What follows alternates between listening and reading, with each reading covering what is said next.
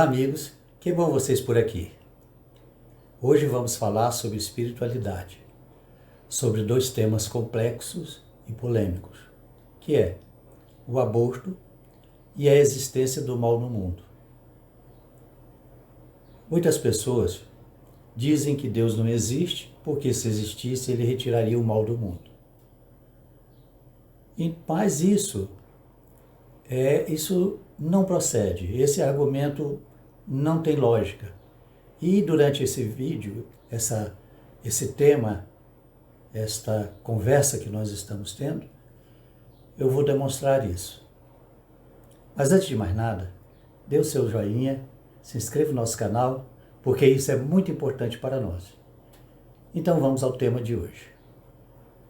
O mal no mundo é incompatível com a ideia de um Deus amoroso, justo e bom? Qual é a responsabilidade de Deus sobre os males do mundo? Deus não tem o poder de acabar com o mal? Não. O mal no mundo é sim compatível com a existência de Deus. Não. A responsabilidade de Deus pelo mal no mundo não existe. E por último, sim, ele poderia acabar com todo o mal do mundo em um instante. Mas então, por que ele não faz isso? Por que permite tanto sofrimento para a humanidade? Bom, em primeiro lugar, devemos definir o que é o mal e quais são as suas causas. Definição do mal. O mal pode ser definido como o que causa destruição, dor e sofrimento para as pessoas, para os animais e o que colabora para a destruição e corrupção da criação divina.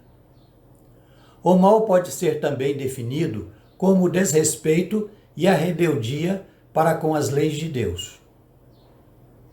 Causas do mal. Domínio dos instintos primitivos sobre o raciocínio e os sentimentos nobres, como o amor. Falta de empatia ou falta de capacidade de se colocar no lugar dos outros, compreendendo o seu sofrimento. Você só será capaz de compreender o sofrimento do outro se você tiver a capacidade de se colocar no lugar deles. É o que acontece com as pessoas que têm psicopatia, ou seja, os psicopatas. Elas não têm essa capacidade de se colocar no lugar dos outros. Por isso são capazes de cometer os maiores crimes. Ignorância espiritual e das leis de Deus, principalmente a lei de causa e efeito. Egoísmo, que coloca nossos interesses e prazeres acima do interesse do próximo e da humanidade, aliado à irresponsabilidade sobre as consequências dos nossos atos para com nós mesmos e para com os outros. É bom aqui salientar que todos os nossos atos têm consequências sobre nós mesmos e sobre os outros. Todo ato traz consequências, boas ou más. É uma lei de Deus. Resumindo, o mal no mundo é causado pela própria humanidade, e para que Deus retire todo o mal do mundo, no estágio evolutivo em que estamos, primeiro ele teria que nos tirar o livre-arbítrio, ou seja, a nossa capacidade de tomar decisões. Portanto, tirar a nossa liberdade, já que é a humanidade quem cria o mal e o alimenta na Terra. O mal é causado pela própria humanidade. Nós temos o livre-arbítrio de praticar o bem e praticar o mal, mas, muitas vezes, a nossa opção é pela prática do mal. Então, para que Deus retirasse todo o mal da Terra, teria duas opções. Ou retiraria toda a humanidade da Terra, ou retiraria da humanidade o seu livre-arbítrio e a sua liberdade. Mas, ora, o ser humano sem o seu livre-arbítrio e sem a sua liberdade, deixaria de ser um ser humano. Não é mesmo? O mal será eliminado da Terra, natural e gradualmente, por nosso próprio esforço, à medida em que evoluímos como espíritos imortais. Mas e o sofrimento dos inocentes? Não existem inocentes na Terra, na medida em que todos nós trazemos uma bagagem de inúmeras vidas, assim como a missão de aprender inúmeras lições, acelerando nossa evolução. O mal não é causa, é consequência. Então, por que os inocentes sofrem? Porque a humanidade comete o mal. Porque a humanidade faz o mal. Se a humanidade não praticasse o mal, os inocentes não sofreriam. É simples assim. Além do mais, muitas vezes o que pensamos ser um mal, com o passar do tempo e uma maior compreensão do que está acontecendo, se revela na verdade um bem e um livramento de coisas realmente ruins. Isso acontece constantemente, né? Você, por exemplo, você quer muito um determinado emprego. Você não consegue esse emprego. De repente, você consegue alguma coisa melhor e percebe que se tivesse, né, aceitado ou se tivesse conseguido aquele emprego, você não conseguiria aquele outro. Então, na verdade, foi um livramento. Isso acontece constantemente em nossas vidas. Principalmente se olharmos o futuro mais distante, não só na Terra, como a nossa vida como espíritos imortais no mundo espiritual. Ok?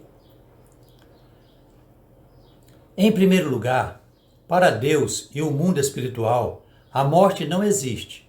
É apenas um estágio de aprendizado. Nascemos aqui, passamos um breve tempo, aprendemos o que tivemos que aprender e voltamos para casa. Simples e natural. A Terra é apenas uma escola. Nossa estada aqui é breve. Um espírito tem uma vida breve na Terra por diversos motivos. Pode ser para resolver um karma que julga necessário apagar e que o impedia o seu progresso, ou um complemento de tempo de vida na Terra.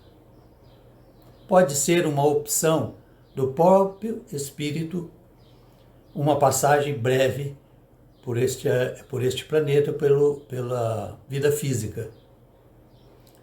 O espírito também pode encarnar por um curto período para fazer o perispírito energeticamente danificado e deformado, para refazer energeticamente o perispírito energeticamente danificado e deformado, tendo como causa o desajuste, o suicídio, os vícios ou o mal praticado, e também para se ocultar temporariamente de adversários pretéritos. Pode ser ainda por ter praticado o aborto em si mesmo ou nos outros. Desta forma, em um desencarne prematuro, aprenderá a valorizar a vida na Terra. O corpo e o espírito estão em simbiose. O que acontece no corpo reflete no espírito, e o que acontece com o espírito reflete no corpo. Vamos supor que uma pessoa viveu uma vida desregrada no vício e comprometeu completamente seu corpo, ou se suicidou dando um tiro na cabeça, por exemplo. Esse ato, essa deformação no corpo físico se reflete no corpo espiritual. É uma questão da mente. Então o que acontece? Muitas vezes a recuperação do perispírito demoraria muito tempo. Então a solução mais eficiente seria que ele reencarnasse por um período, nem que seja um período breve, recuperando então o seu perispírito e assim poder continuar sua evolução e reencarnar novamente em um corpo relativamente são. O útero materno é uma maravilhosa câmara de recuperação do perispírito, desajustado, do perispírito desajustado e deformado energeticamente. É o que acabamos de dizer. Uma recuperação energética do perispírito, que em alguns casos levaria décadas no mundo espiritual, acontece em apenas alguns meses ou dias no útero materno. Retirar a oportunidade do espírito de se reabilitar é uma irresponsabilidade enorme e pode causar muito sofrimento ao filho e à mãe. O filho, porque perdeu a oportunidade de se reabilitar, e a mãe, porque cometeu um crime. Pode também ser um espírito elevado, que precisa de um perispírito e de energias vitais e ectoplasma de um corpo físico para cumprir uma determinada missão. Cumprida a missão, ele volta para casa, pois lhe é penoso a permanência em um mundo denso em meio a energias negativas. Um outro dia falaremos disso. Um espírito muito elevado, o perispírito dele, quando o tem, ele é tão rarefeito que ele é incapaz de se manifestar na Terra. Então o que ele faz? Ele reencarna por algum tempo, um tempo curto, recupera essa capacidade do perispírito de atuar nesse mundo, e então ele pode cumprir determinada missão. Então, nem sempre as crianças que nascem deformadas, com alguma deformação, ou que vivem pouco tempo, são espíritos atrasados ou endividados, nem sempre. Cada caso é um caso, é bom a gente sempre pensar nisso. Você nunca deve colocar todos no mesmo nível, não é? Existem muitas variáveis, inúmeras variáveis. Então, cada caso deve ser analisado individualmente, tá? De forma individual. O aborto. Existem muitas circunstâncias que levam uma mulher a praticar o aborto. Vamos falar de algumas. Pode acontecer de que a mãe e filho sejam inimigos e pedem para nascer para se reconciliarem. No entanto, com uma aproximação tão íntima, os ressentimentos e o ódio afloram, e a mãe descumpre o compromisso fazendo o aborto, reavivando então o ódio entre os dois, agora com o agravante. Então, dois inimigos. Então eles resolvem nascer como mãe e filho para se reconciliarem. Tudo acertado, tudo bem. Quando nascem, quando eles se tornam íntimos, né,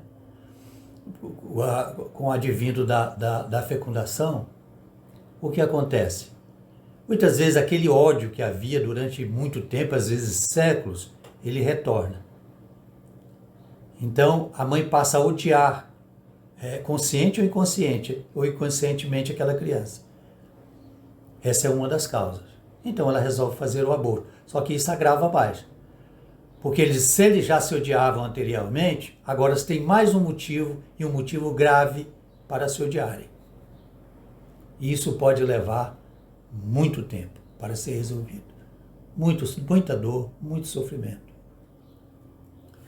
Por outro lado, pode ser o espírito que vai reencarnar que se acovarda, e então a rejeição do espírito ao corpo e a nova vida é tanta que ele provoca o aborto espontâneo. Em ambos os casos, as consequências são graves. Muitas vezes o espírito assume compromissos do outro lado, no mundo espiritual. Tudo bem. Só que na hora de encarnar, na hora H, ele se acovarda. E inviabiliza o feto. Isso é um crime grave que traz grandes consequências para o espírito. São consequências praticamente equivalentes ao suicídio. É complicado isso, né? É igual aqui mesmo. Muitas vezes você vai fazer alguma coisa e está todo animado para fazer e chega na última hora você fica com medo. É mais ou menos isso. Porque, veja bem, os espíritos talvez tenham mais medo de reencarnar do que a gente de morrer. Porque para eles a reencarnação é uma espécie de morte. Eles vão perder a lembrança, eles vão esquecer quem são. Eles, por um grande tempo, eles vão ficar totalmente vulneráveis, dependendo das outras pessoas, sem poderem se defender. Eles não sabem as dores que o aguardam, então eles sentem medo, muito medo. Tanto quanto nós sentimos de morrer e de passar para o outro lado. O nascimento é a morte do espírito. Como a morte no corpo físico é o renascimento do espírito. Na verdade, ele não renasce. Ele passa de um nível, de uma dimensão para outra. Somente isso. Vamos a 2 exemplos sobre o aborto. No primeiro, temos uma mulher simples e sem instrução, muito pobre, e que tenta criar sozinha meia dúzia de filhos. Não raro, os vendo passar necessidades e até fome. Essa mulher engravida e, por medo de não poder criar o filho, faz um aborto.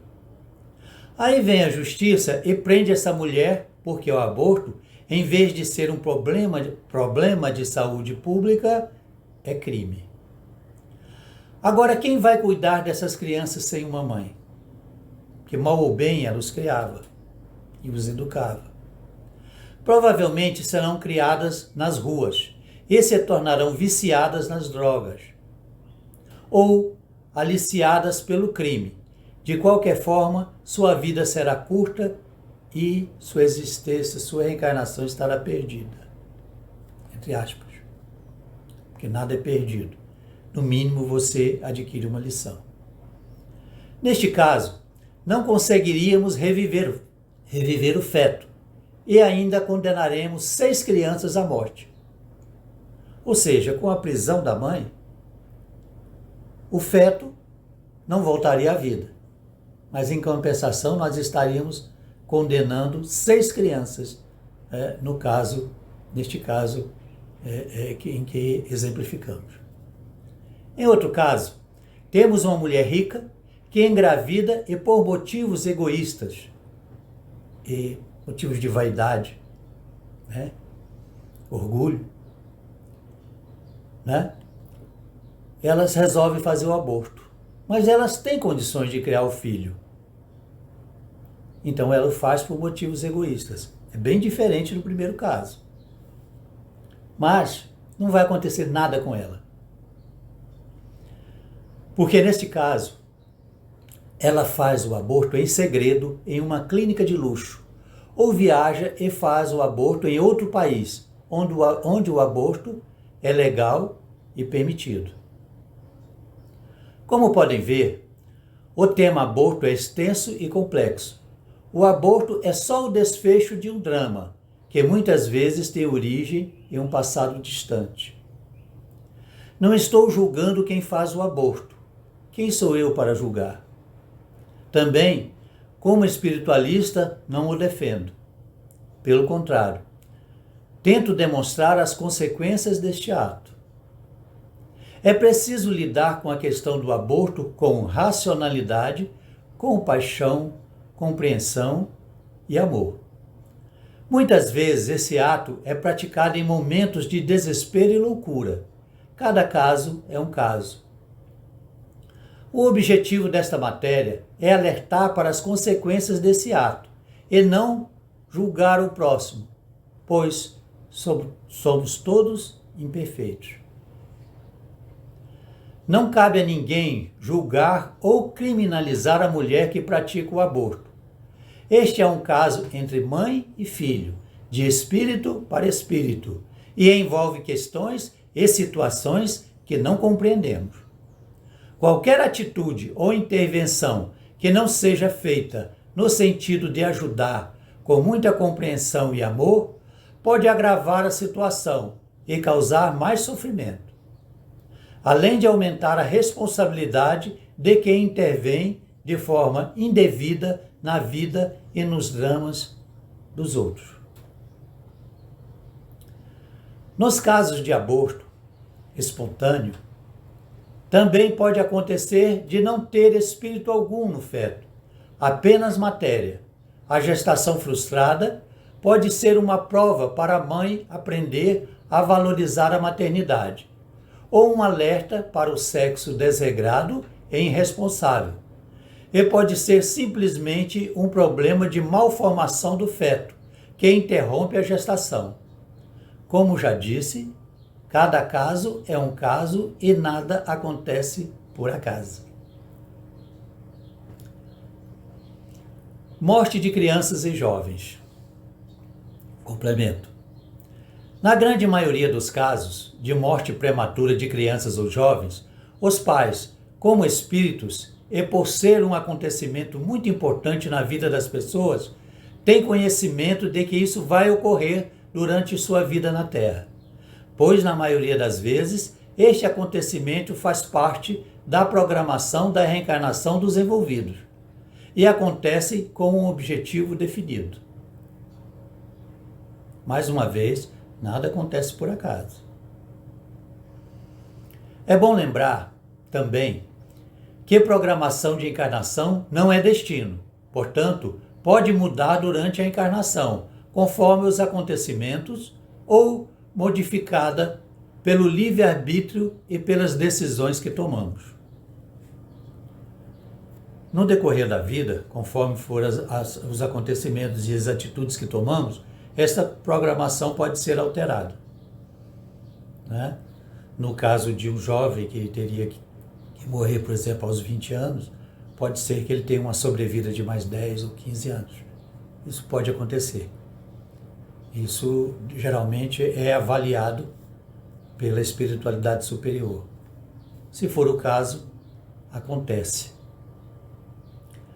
Mas o que devemos mesmo temer nesta vida e lamentar não é a morte, pois ela significa apenas a volta para casa.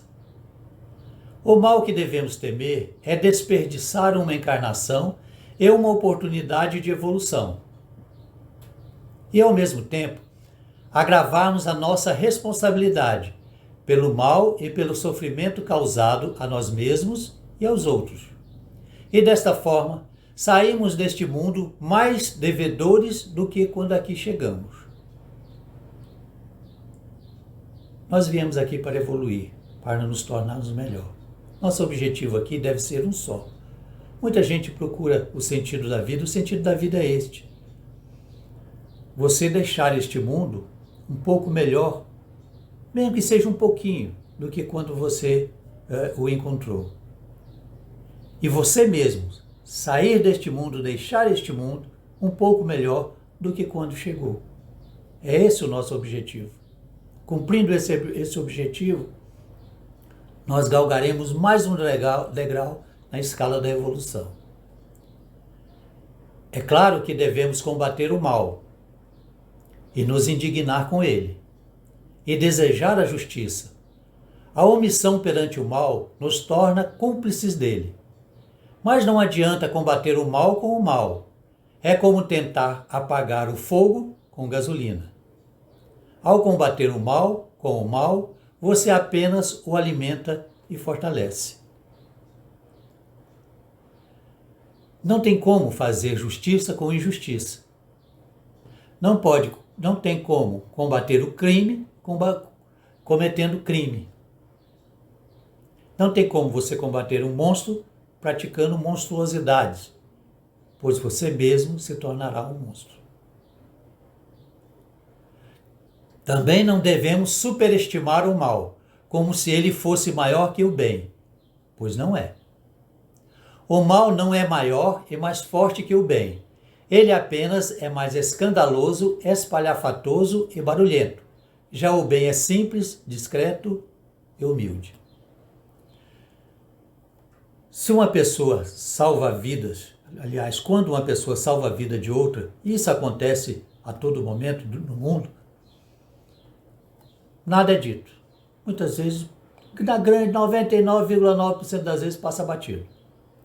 Mas se alguém mata outra, se alguém assassina outra, principalmente se for de forma cruel, isso espalha pelo mundo inteiro. Todas as pessoas do mundo ficam sabendo. Então dá a impressão de que o mal é superior ao bem. E não é. Só que o bem é mais discreto. O mal é destruidor. Quando não tem mais a quem destruir, destrói a si mesmo. É a sua natureza destruir. Não há como evitar. Deus não vai tirar o nosso livre-arbítrio e a nossa liberdade com a finalidade de acabar com o mal na terra. A tarefa de erradicar o mal na terra é nossa. Essa responsabilidade é nossa. A humanidade cria e alimenta o mal todos os dias. Portanto, compete à própria humanidade limpar a própria sujeira. Quando aprendermos e praticarmos a lei do amor, e quando nos livrarmos ou nos tornarmos responsáveis perante Deus e perante o universo, então estaremos evoluídos e o mal deixará de existir. Vai desaparecer como se nunca tivesse existido, pois o mal é uma ilusão. Por que o mal é ilusão? Porque com o tempo ele desaparece. O bem não, o bem é eterno. Se você é mau, um dia você vai deixar de ser. É inevitável isso. É da nossa natureza ser bom. Mas se você for bom, se você se tornar realmente uma pessoa boa, você nunca vai deixar de ser. Por isso, o mal é ilusão.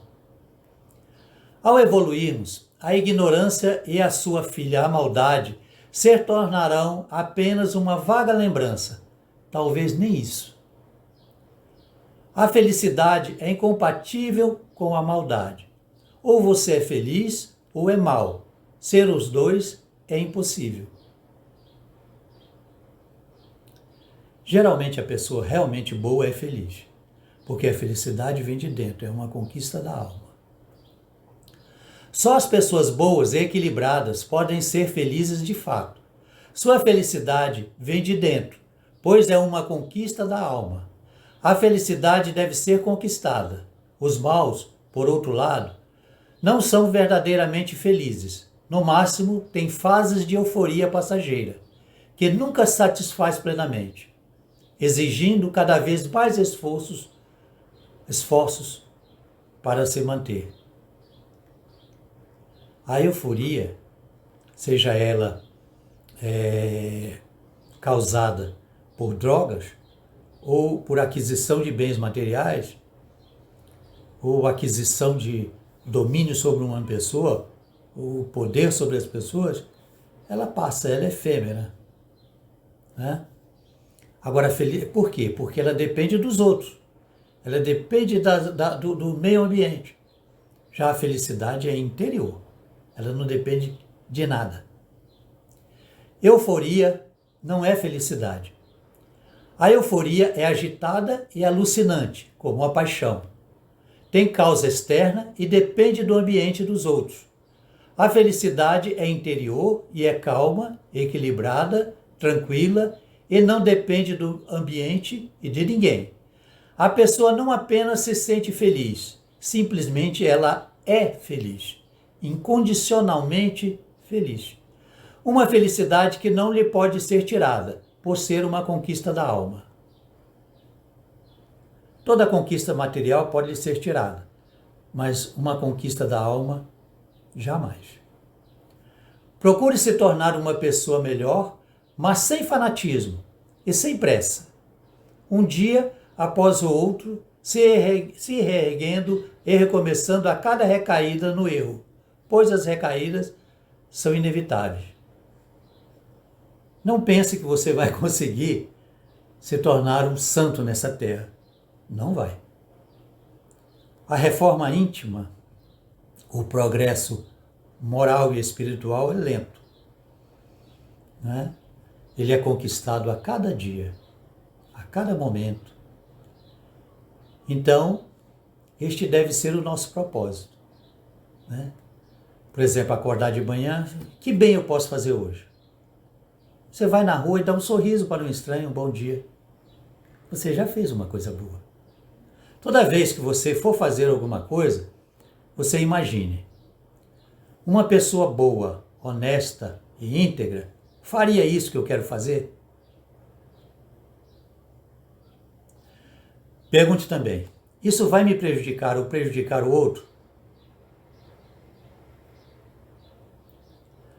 Se uma pessoa honesta faria o que você quer fazer, e se você não vai prejudicar a você mesmo e a ninguém, e você quer fazer, faça. Todos nós sabemos, no fundo, nós sabemos quando estamos agindo de forma errada. Né? Nós nos enganamos a nós mesmos, mas nós sabemos sim.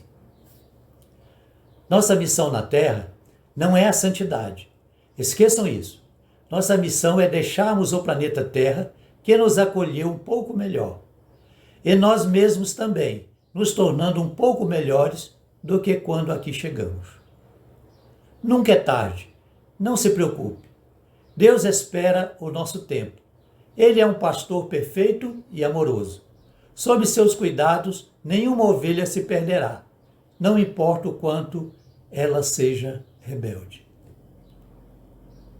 Então, se você já cometeu muitos erros na vida, o que importa é o presente e o futuro. E ficamos por aqui e agradeço a todos vocês a participação neste canal e peço a Deus que nos abençoe a todos, nos ilumine, nos dê saúde, prosperidade e que tenhamos a confiança, a fé e o desejo sincero de nos tornarmos a cada dia um ser humano melhor. Um grande abraço e até outra oportunidade, se Deus assim o permitir.